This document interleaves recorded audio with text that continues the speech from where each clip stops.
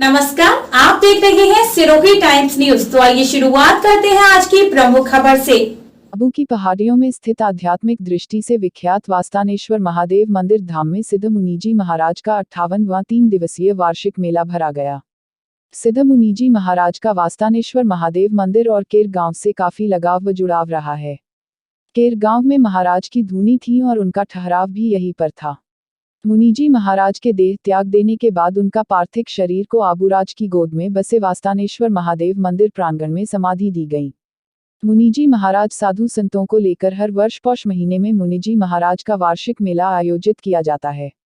वास्तानेश्वर महादेव मंदिर में मुनिजी महाराज के समाधि स्थल पर राजस्थान, गुजरात से साधु संत और महात्माओं का मुनिजी महाराज को धोख लगाने और आशीर्वाद स्वरूप भेंट लेने के लिए हजारों की संख्या में लोगों का आगमन होता है। वहीं मंदिर प्रांगण में भामाशाहों की ओर से चाय, दूध और भोजन प्रसादी की व्यवस्था निःशुल्क की गई।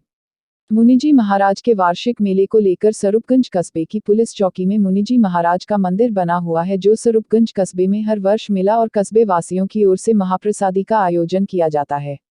अमरकोट के राजघराने में जन्मे सोढ़ा राजपूत जोहर सिंह कालांतर में अरबुदांचल आबू क्षेत्र के महान तपस्वी संत मुनिजी महाराज के रूप में प्रख्यात हुए।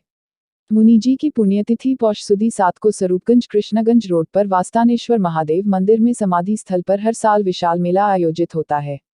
इस मेले में आसपास सहित दूरदराज के सैकड़ों श्रद्धालु आते हैं। साधु संत भी धूनी रमाते हैं। मुनिजी महाराज के पूर्व के बारे में कहा जाता है कि उनका संबंध थारपारकर अमरकोट हाल पाकिस्तान के सोढ़ा राजघराने से था। बहादुर सिंह के 2 रानी थीं। मुनिजी की माता का नाम जतन कंवर था। जोहर सिंह का जन्म 1897 में अमरकोट किले में हुआ था। जोहर सिंह के बड़े भाई का नाम जवान सिंह था। मुनिजी के भुआसा मान कंवर का विवाह जोधपुर महाराजा भीम सिंह के साथ 1861 में हुआ था। मानकंवर के विधवा होने बाद देवर मानसिंह ने जोधपुर की गद्दी संभाली थी। ऐसा मारवाड़ के इतिहास में लिखा हुआ है। किंवदंती है कि मुनिजी महाराज 1925 के लगभग अमरकोट क्षेत्र में भीषण अकाल पड़ने के कारण गायों को चराने आबू की तरफ आए थे। मुनिजी के साथ एक रेबारी भी था जो मूलतः राजस्थान का ही था। यहाँ आने पर सिरोही के अनादरा गांव के निकट आबू की तलहटी में उनकी आकस्मिक भेंट किसी सिद्ध पुरुष महात्मा से हुई।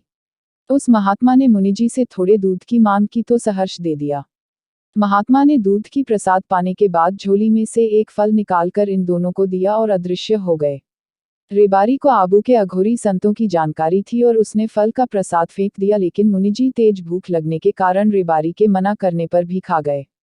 उनको अंतःकरण में अद्भुत प्रकाश और परम शांति का अनुभव होने लगा और वे स्वयं भी दशा समझने में असमर्थ थे। उनके शरीर में नई चेतना और कांति आ गई। दिन प्रतिदिन उनकी वृत्ति उदासीनता और वैराग्य की तरह ढलती गई। एक बार पुनः उस महात्मा से मिलने की इच्छा प्रबल होने लगी। मुनिजी रेबारी को यह कहकर कि मैं उस महात्मा को खोजने के लिए आबू की पहाड़ियों में जा रहा हूँ। यदि वापस आता हूँ तो ये गाय मुझे वापस देना, अन्यथा यह माल तेरा है। इस घटना के बाद मुनिजी आबू की पहाड़ियों में लंबे समय तक गुम रहे और वापस प्रकट हुए तो एक सिद्ध दशा अवतार में देखने को मिले तथा उन्हें थारपारकर अमरकोट के सोढ़ा के रूप में किसी ने नहीं पहचाना, लेकिन लंबे समय बाद यह पता चला कि वही सोढ़ा किरदार है। पुराने परिचय के बारे में किसी ने जानने की कोशिश की तो बाबाजी कह देते थे कि ढक पर्दा रख बाजी। कभी कभी बाबाजी मस्ती में आने पर स्वयं गर्व के साथ बोल देते थे कि यह थारपारकर के सोढ़ा का शरीर है। वे अधिकांश समय मौन रहते थे, इसलिए वे इस क्षेत्र में मुनि बाबा के नाम से प्रख्यात हुए। एक समय स्वयं मुनि बाबा ने किसी पत्र पर हस्ताक्षर किए थे जहां अपना नाम शमशेर गिरी लिखा था। खबरों में अब तक के लिए बस इतना ही। फिर होगी ऐसी ही मुलाकात किसी प्रमुख खबर के साथ। तब तक के लिए नमस्कार और देखते रहिए सिरोही टाइम्स न्यूज।